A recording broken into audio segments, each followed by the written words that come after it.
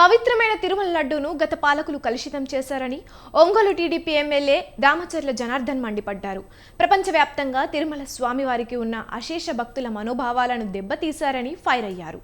అధికారం ఉంది కదా అని గత సీఎం జగన్ వ్యవస్థను భ్రష్టు పట్టించారని ఆగ్రహం వ్యక్తం చేశారు. అంతకుముందు ఒంగోలు సమతానగర్ వెంకటేశ్వర స్వామి ఆలయంలో జనసేన పార్టీ ఆధ్వర్యంలో ప్రత్యేక పూజలు నిర్వహించారు. దీనికి ఆయన ముఖ్య అతిథిగా హాజరయ్యారు.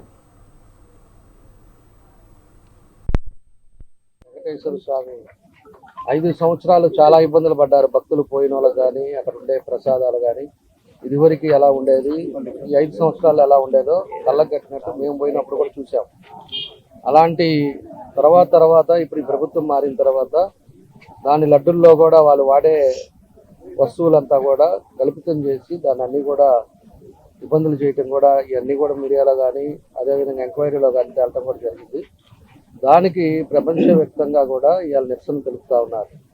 దానికి ఈరోజు ప్రసాదాల్లో చేసిన కల్తీ గురించి దాని మీద పవన్ కళ్యాణ్ గారు ఈరోజు ప్రాయశ్చిత్త దీక్షలు 4 రోజులు ఆయన చేపడతా ఉన్నాడు. ఎల్లుండో రేపో తిరుమల కూడా వెళ్ళటం అవన్నీ కూడా చేస్తూ ఉన్నారు. కాబట్టి దానికి సంఘీభావం తెలుపుతూ ఈరోజు ప్రకాశం జిల్లానే కాకుండా రాష్ట్రం అంతా కూడా ఈరోజు ఆయనతో పాటు